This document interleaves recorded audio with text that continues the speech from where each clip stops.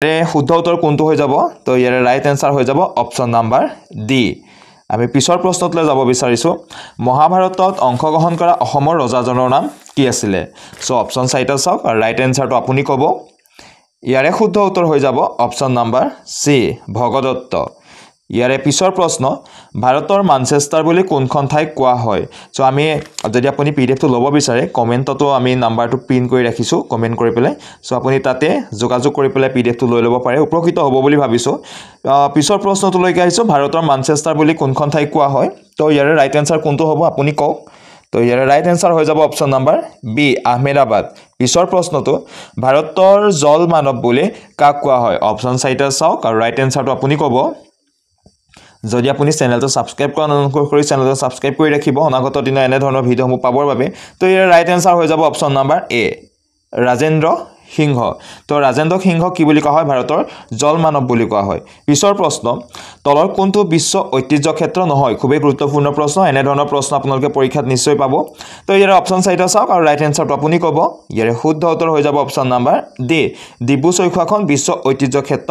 নহয় আমি 6 নম্বৰ প্ৰশ্নটোলৈ যাব বিচাৰিছো চৰাইদেউ কেতিয়া বিশ্ব ঐতিহ্য ক্ষেত্ৰ হিচাপে স্বীকৃতি লাভ কৰিছিল তো ইয়াৰ ৰাইট এনসাৰটো আপুনি ক'ব ইয়াৰে শুদ্ধ উত্তৰ হৈ যাব অপচন নাম্বাৰ এ 26 জুলাই 2024 চনত সো আমি নেক্সট প্ৰশ্নটোলৈ যাওঁ বিহুৱে কিমান তাৰিখে বিশ্ব অভিলেখ স্থাপন কৰিছিল সো আমি এইটো প্ৰশ্ন সকলোৱে জানো তো ইয়াৰ ৰাইট এনসাৰ আপুনি ক'ব ইয়াৰ ৰাইট এনসাৰ হৈ যাব অপচন নাম্বাৰ ডি 14 এপ্ৰিল 2023 ত বিহুৱে কি কৰিছিল বিশ্ব অভিলেখ স্থাপন কৰিছিল পিছৰ প্ৰশ্ন কোনখন দেশক ল্যান্ড অফ ৰিভাৰ বুলি কোৱা হয় অপচন চাইটা চাওক আৰু উত্তৰটো আপুনি ক'ব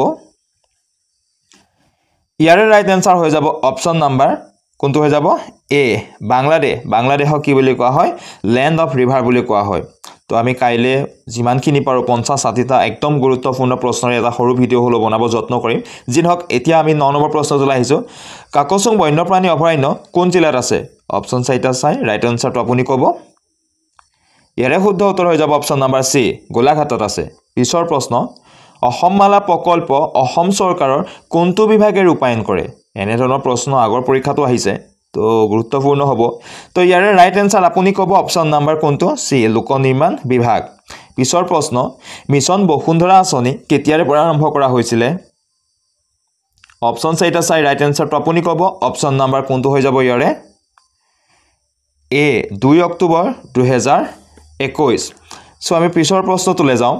হাতুৰিব পৰা সামুদ্ৰিক প্ৰাণীবোৰক কি বুলি কোৱা হয় খুবেই গুৰুত্বপূৰ্ণ প্ৰশ্ন তো ৰাইট এনসাৰটো কওক ইয়াৰে শুদ্ধ উত্তৰ হৈ যাব অপচন নাম্বাৰ বি নেকটন বুলি কোৱা হয় নেক্সট চাওঁ আমি মন্ত্ৰী পৰিষদক কোনে নিযুক্তি দিয়ে তো ৰাজ্যিক মন্ত্ৰী পৰিষদখনক কোনে নিযুক্তি দিয়ে সো ইয়াৰে অপচন চাইটা চাই আপুনি উত্তৰটো ক'ব ইয়াৰে ৰাইট এনসাৰ হৈ যাব অপচন নাম্বাৰ বি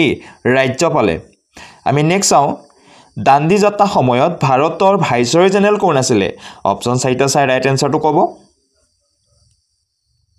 ইয়াৰে ৰাইট এনসাৰ হৈ যাব অপচন নাম্বাৰ এ লৰ্ড আৰউইন পিছৰ প্ৰশ্ন কোনটো গ্ৰহৰ সৰ্বাধিক উপগ্ৰহ আছে তো আহিব এনে ধৰণৰ প্ৰশ্ন আমাৰ পৃথিৱীৰ উপগ্ৰহটোৰ নাম আপুনি নিশ্চয় জানে চন্দ্ৰ সো ইয়াৰে ৰাইট এনসাৰ কোনটো হৈ যাব অপচন নাম্বাৰ ডি শনি গ্ৰহৰে কি আটাইতকৈ বেছি উপগ্ৰহ আছে নেক্সট চাওঁ ৰাষ্ট্ৰপতি নিৰ্বাচন প্ৰক্ৰিয়া কোন দেশৰ সংবিধানৰ পৰা লোৱা হৈছে আমাৰ যে ৰাষ্ট্ৰপতি যেটো প্ৰক্ৰিয়াৰে নিৰ্বাচিত কৰা হয় তো ভাৰতৰ সংবিধানখনলৈ সেই ধাৰাটো কোন দেশৰ সংবিধানৰ পৰা আহিব প্ৰশ্ন সো ইয়াৰে ৰাইট এনসাৰ আপুনি ক'ব অপচন নাম্বাৰ কোনটো শুদ্ধ হৈ যাব বি আয়াৰলেণ্ডৰ সংবিধানৰ পৰা আহিছে নেক্সট চাওঁ সংবিধান সংশোধন প্ৰক্ৰিয়া কোন দেশৰ সংবিধানৰ পৰা লোৱা হৈছে আমাৰ ভাৰতৰ সংবিধানখন সংশোধন কৰিব পাৰে তো সেই ব্যৱস্থাটো কোন দেশৰ সংবিধানৰ পৰা অনা হৈছে তো ৰাইট এনসাৰ আপুনি ক'ব ইয়াৰে অপচন নাম্বাৰ এ দক্ষিণ আফ্ৰিকা নেক্সট চাওঁ পোৱালমণি আৰু চিচিঙৰ দুঃসাহসিক অভিযানৰ উপন্যাসখনৰ বাবে 2023 বৰ্ষৰ শিশু সাহিত্য বঁটা কাক প্ৰদান কৰা হৈছিল তো ৰাইট এনসাৰ আপুনি কৈ দিব ইয়াৰে বি ৰবীন্দ্ৰনাথ গোস্বামী পিছৰ প্ৰশ্ন ভাৰতৰ সৰ্ববৃহৎ জনগোষ্ঠী কোনটো হয় জনজাতীয় গোষ্ঠী কোনটো হয় তো ইয়াৰে ৰাইট এনসাৰটো আপুনি ক'ব ইয়াৰে ৰাইট এনসাৰ হৈ যাব অপচন নাম্বাৰ এ ভিল সকল হৈছে ভাৰতৰ আটাইতকৈ সৰ্ববৃহৎ জনজাতীয় গোষ্ঠী নেক্সট 2022 চনৰ শীতকালীন অলিম্পিক খেল ক'ত হৈছিল শুদ্ধ উত্তৰটো আপুনি ক'ব ইয়াৰে শুদ্ধ উত্তৰ হৈ যাব অপশ্যন নাম্বাৰ বি বেইজিঙত নেক্সট চাওঁ অসমৰ ডাঙৰ বিমানবন্দৰটো ক'ত আছে অপশ্যন চাৰিটা চাই ৰাইট এনসাৰটো আপুনি ক'ব অপশ্যন নাম্বাৰ ইয়াৰে কোনটো শুদ্ধ হৈ যাব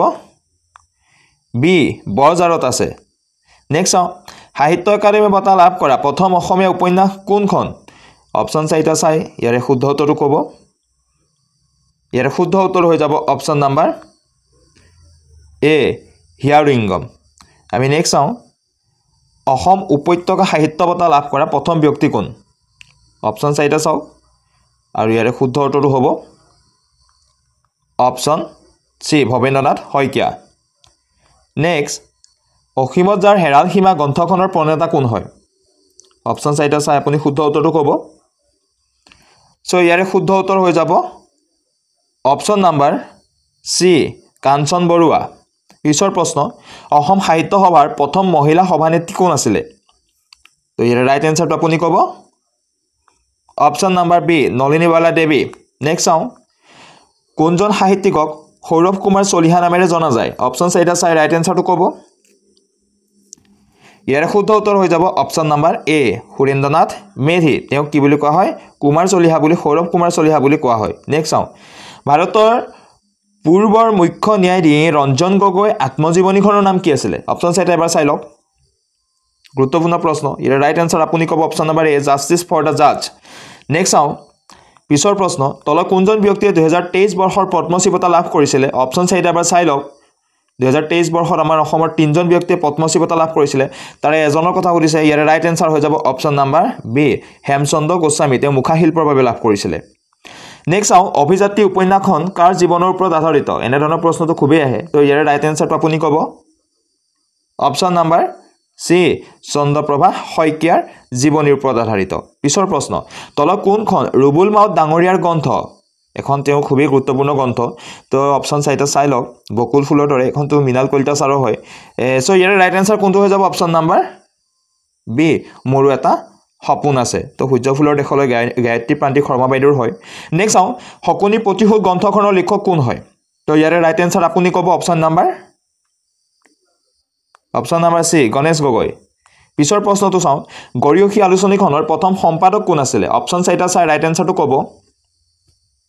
ইয়াৰে শুদ্ধ উত্তৰ হৈ যাব অপশ্যন নাম্বাৰ কোনটো এ চন্দ্ৰপ্ৰসাদ শইকীয়া আছিলে গৰিয়সী আলোচনীখনৰ প্ৰথম সম্পাদক নেক্সট চাওঁ অসমত হস্তি দিৱস কেতিয়া পালন কৰা হয় তো অপশ্যন চাৰিটা চাই ৰাইট এনসাৰটো ক'ব আপুনি অপশ্যন নাম্বাৰ কোনটো হৈ যাব ইয়াৰে চি 12 আগষ্ট পিছৰ প্ৰশ্ন পাণ্ডৱনী কোন ৰাজ্যৰ লোকনৃত্য হয় মনত ৰাখি থ'ব এইবিলাক যদি জানি আছে খুব ভাল কথা ইয়াৰে ৰাইট এনসাৰ হৈ যাব option number D Chhattisgarh Rengma কোন ৰাজ্যৰ লোকনৃত্য খুবেই গুৰুত্বপূৰ্ণ চ' আপুনি মনত ৰাখিব এইবিলাক কথা পৰীক্ষাত আহি যাব পাৰে ইয়াৰ ৰাইট এনসাৰ কোনটো হৈ যাব অপশ্যন নাম্বাৰ বি নাগালেণ্ড আমি ইয়াৰ আগৰ তিনিটা ভিডিঅ'টো খুব গুৰুত্বপূৰ্ণ কিছু প্ৰশ্ন আলোচনা কৰিলোঁ সৰ্বমুঠ 300টা প্ৰশ্ন ইতিমধ্যে আলোচনা কৰিলোঁ আৰ্হিমূলক প্ৰশ্ন হিচাপে চ' আপুনি যদি নাই চোৱা ভিডিঅ' অপশ্যনত গৈ আপুনি চাই ল'ব পাৰিব ধুনীয়াকৈ থাম্বনেইল লগাই থোৱা আছে আৰ্হি প্ৰিপেয়াৰ বুলি তো পিছৰ প্ৰশ্ন খাগৰিকাজান বুলি কোনখন জিলাক কোৱা হয় ইয়াৰে অপশ্যন চাৰিটা চাই ৰাইট এনসাৰটো ক'ব অপশ্যন নাম্বাৰ কোনটো ইয়াৰে শুদ্ধ উত্তৰ হৈ যাব অপশ্যন নাম্বাৰ এ নগাঁও পিছৰ প্ৰশ্ন বিখ্যাত ছবি লাইফ অফ পাই কোনজন ব্যক্তিয়ে অসমীয়া অভিনেতাই অভিনয় কৰিছিলে বিখ্যাত ছবি লাইফ অফ পাই কোনজন জনপ্ৰিয় অসমীয়া অভিনেতাই কি কৰিছিল অভিনয় কৰিছিল অপশ্যন চাৰিটা চাই আপুনি শুদ্ধ উত্তৰটো দিব ইয়াৰে শুদ্ধ উত্তৰ হৈ যাব option number B Adil Hussain ডাঙৰীয়াই নেক্সট চাওঁ আন্ধাৰত নিজৰ মুখ গ্ৰন্থখন কোনে সাহিত্য একাডেমী বঁটা লাভ কৰিছিলে আন্ধাৰত নিজৰ মুখ গ্ৰন্থৰ বাবে কোনে সাহিত্য একাডেমী বঁটা লাভ কৰিছিল অপশ্যন চাৰিটা চাই ৰাইট এনসাৰটো ক'ব ইয়াৰে শুদ্ধ উত্তৰ হৈ যাব অপশ্যন নাম্বাৰ এ নগেন শইকীয়া পিছৰ প্ৰশ্ন অৰ্জুন বঁটা প্ৰাপ্ত উত্তৰ পূবৰ প্ৰথম মহিলা কোন হয় অপশ্যন চাৰিটা চাই লওক ৰাইট এনসাৰটো আপুনি ক'ব ইয়াৰে অৰ্জুন বঁটাৰ কথা হৈছে ৰাইট এনসাৰ হৈ যাব option number D Monalisa Mehta পিছৰ প্ৰশ্ন দাদা চাহেব ফাল্কে বঁটা লাভ কৰা অসমীয়া ব্যক্তিজন কোন চ' ৰাইট এনসাৰ ইয়াৰে কোনটো হ'ব ইয়াৰ ৰাইট এনসাৰ হৈ যাব অপশ্যন নাম্বাৰ এ ভূপেন হাজৰিকা পিছৰ প্ৰশ্ন তলৰ কোনজন ব্যক্তিক প্ৰতাপ বল্লভ উপাধি প্ৰদান কৰা হৈছিলে অপশ্যন চাৰিটা চাই আপুনি আমাৰ লগত উত্তৰটো মিলাই ল'ব ইয়াৰে শুদ্ধ উত্তৰটো হৈ যাব অপশ্যন নাম্বাৰ বি কলীয়া ভোমোৰা বৰফুকন পিছৰ প্ৰশ্ন মানৰ প্ৰথম আক্ৰমণৰ সময়ত আহোমৰ বৰগোহাঁই কোন আছিলে অপশ্যন চাৰিটা চাই ৰাইট এনসাৰটো আপুনি ক'ব তো ইয়াৰে ৰাইট এনসাৰ হৈ যাব অপচন নাম্বাৰ এ পূৰ্ণানন্দ বৰগোহাঁই পিছৰ প্ৰশ্ন আহোমসকলৰ শেষৰ ৰজা কোন আছিল পৰীক্ষাত আহিছে এনে ধৰণৰ প্ৰশ্ন ইয়াৰে শুদ্ধ উত্তৰ হৈ যাব অপচন নাম্বাৰ কোনটো সি টু পুৰন্দৰ সিংহ পিছৰ প্ৰশ্নটোলৈ যাওঁ ইয়ান্নাবু সন্ধি কেতিয়া হৈছিল অপচন চাইটা চাই ৰাইট এনসাৰটো আপুনি ক'ব ইয়াৰে শুদ্ধ উত্তৰ হৈ গ'ল অপচন নাম্বাৰ এ 24 ফেব্ৰুৱাৰী 1826 নেক্সট চাওঁ আমি তুলাৰাম সেনাপতি কাৰ ৰজা আছিল সো অপচন চাইটা চাই আপুনি শুদ্ধ উত্তৰটো ক'ব তুলাৰাম সেনাপতি আছিল ডিমাচাসকলৰ ৰজা ডিমাচাসকলৰ নেক্সট চাওঁ মণিৰাম দেৱান আৰু পিয়লি ফুকনক ক'ত ফাঁচি দিয়া হৈছিল অপচন চাইটা এবাৰ চাই লওক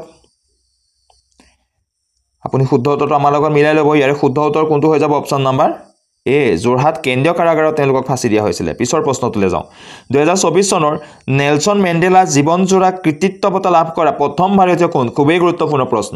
তো ইয়াৰে শুদ্ধ উত্তৰটো আপুনি কওক ইয়াৰ শুদ্ধ উত্তৰ হৈ যাব অপচন নাম্বাৰ এ বিনোদ গান্তাৰা নেক্সট চাওঁ অলিম্পিকৰ চিহ্নৰ 5টা আঙুঠিৰ ৰং কেইটা কলা সেউজীয়া নীলা হালধীয়া আৰু আনটো কি সো অলিম্পিকৰ মানে আঙুঠিৰ দৰে যি 5টা চিহ্ন থাকে তাৰে ৰংকিটা বেলেগ বেলেগ হয় ইয়াতে কলা সেউজীয়া নীলা হালধীয়াটো দি দিলো আনটো আপোনাক সুধিছে তো ইয়াৰে ৰাইট এনসাৰ আপুনি ক'ব কোনটো মনত ৰাখিব এটো কিন্তু অত্যন্ত এটা গুৰুত্বপূৰ্ণ প্ৰশ্ন অপচন নাম্বাৰ ডি ৰঙা পিছৰ প্ৰশ্নতলৈ আহিছো অলিম্পিকৰ চিহ্নত থকা 5টা আঙুঠিয়ে কি প্ৰতিনিধিত্ব কৰে ইতিমধ্যে ক'লো যে 5টা আঙুঠি থাকে বিভিন্ন ৰঙৰ ৰংকিটা কৈ দিলো এতিয়া সুধিছে যে 5টা আঙুঠিয়ে কিহৰ প্ৰতিনিধিত্ব কৰে ইয়াৰে ৰাইট এনসাৰ হৈ যাব অপচন নাম্বাৰ কোনটো এটো 5খন মহাদেশক প্ৰতিনিধিত্ব কৰে পিছৰ প্ৰশ্ন সাগৰৰ পানীত নিমখৰ গড় পৰিমাণ কিমান শতাংশ আহি যাব পাৰে এনে ধৰণৰ প্ৰশ্ন ইয়াৰে ৰাইট এনসাৰটো আপুনি ক'ব অপচন নাম্বাৰ বি 35% পিছৰ প্ৰশ্ন টি20 বিশ্বকাপ 2024ত সৰ্বাধিক ৰান কৰা খেলুৱৈগৰাকীৰ নাম সুধিছে অপচন চাইটা চাই আপুনি শুদ্ধ উত্তৰটো ক'ব ইয়াৰে শুদ্ধ উত্তৰ হৈ যাব অপচন নাম্বাৰ এ ৰোহিত শৰ্মা তেওঁ টি20 খেলৰ অধিনায়ক আছিল তেওঁ সৰ্বাধিক ৰান কৰিছিল পিছৰ প্ৰশ্ন টি20 বিশ্বকাপৰ ফাইনেল খেলখনত প্লেয়াৰ অফ দা মেটছৰ খিতাপ কোনে লাভ কৰিছিল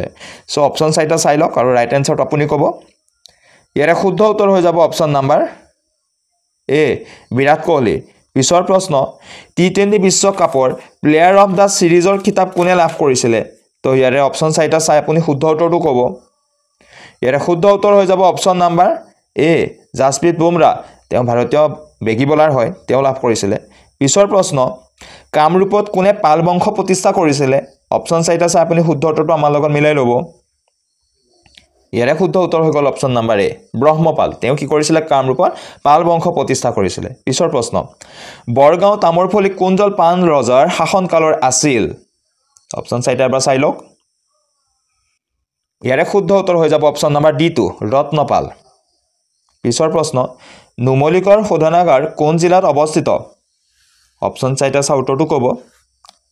ইয়াৰে শুদ্ধ উত্তৰ হৈ গ'ল অপচন নাম্বাৰ চি গোলাঘাট পিছৰ প্ৰশ্ন কোনে ইউৰোপৰ পৰা ভাৰতলৈ অহা সাগৰীয় জলপথ আৱিষ্কাৰ কৰিছিল অপচন চাইটা চাই লওক ৰাইট এনসাৰটো আপুনি ক'ব ইয়াৰে ৰাইট এনসাৰ হৈ গ'ল option number D Vasco da Gama পিছৰ প্ৰশ্ন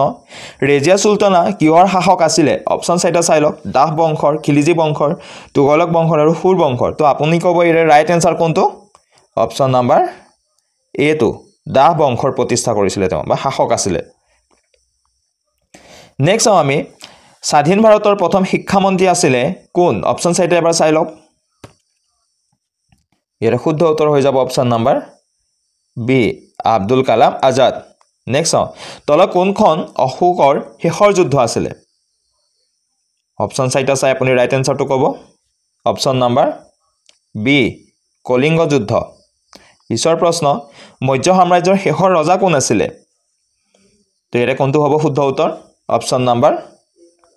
সি বৃহদ্ৰথ তেওঁ আছিল মৌৰ্য সাম্ৰাজ্যৰ শেষৰ ৰজা পিছৰ প্ৰশ্ন অশোকে তলত কোনটো ধৰ্ম প্ৰচাৰ কৰিছিল অপচন চাইটা চাই ৰাইট এনসাৰ ক'ব ওকে ইয়াৰে শুদ্ধ উত্তৰ হৈ গ'ল অপচন নাম্বাৰ বি বৌদ্ধ ধৰ্ম পিছৰ প্ৰশ্নলৈ যাওঁ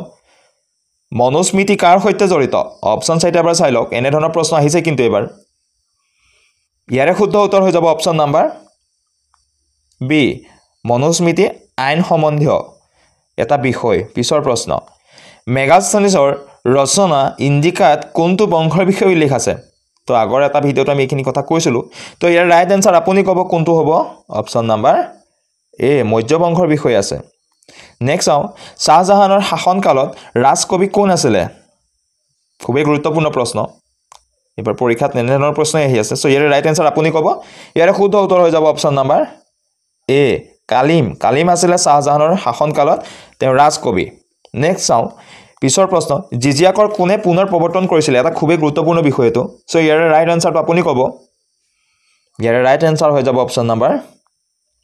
বি ঔৰংজেব পিছৰ প্ৰশ্ন আকবৰৰ ৰাজসভাৰ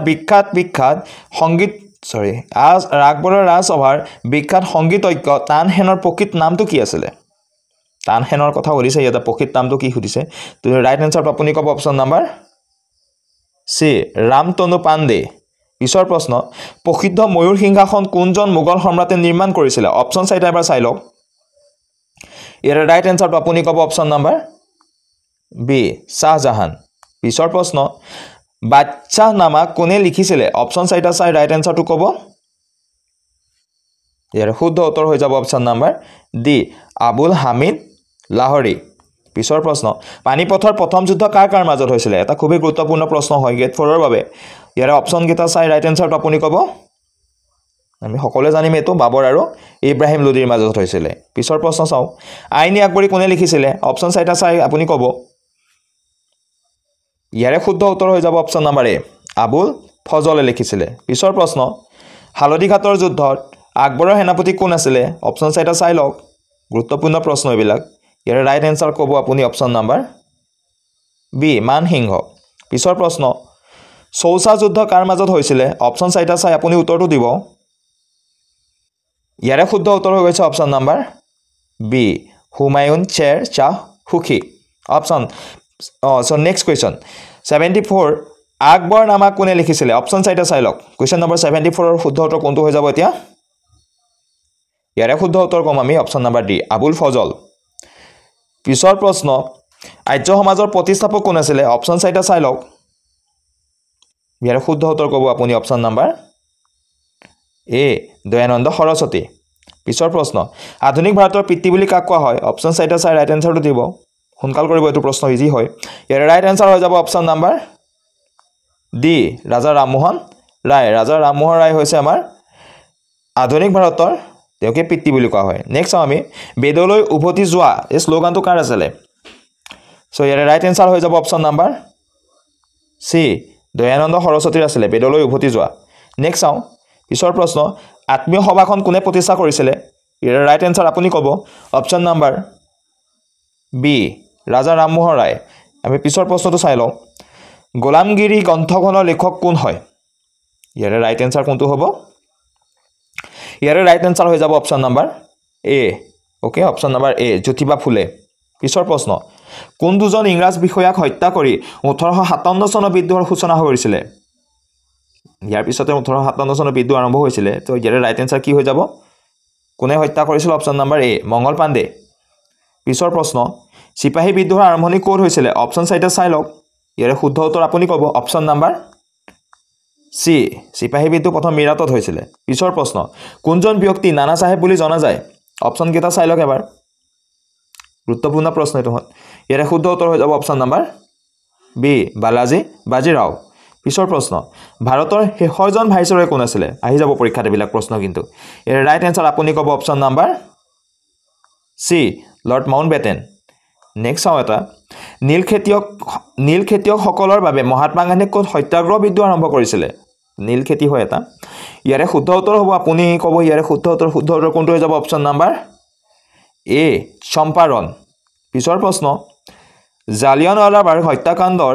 পিছত কোনে নাইটহুড উপাধি ত্যাগ কৰিছিল ইতিহাসত এটা ডাঙৰ হত্যাকাণ্ড হয় তো ইয়াৰ পিছতে নাইটহুড উপাধি কোনে ত্যাগ কৰিছিল অপচন কোনটো হৈ যাব অপচন নাম্বাৰ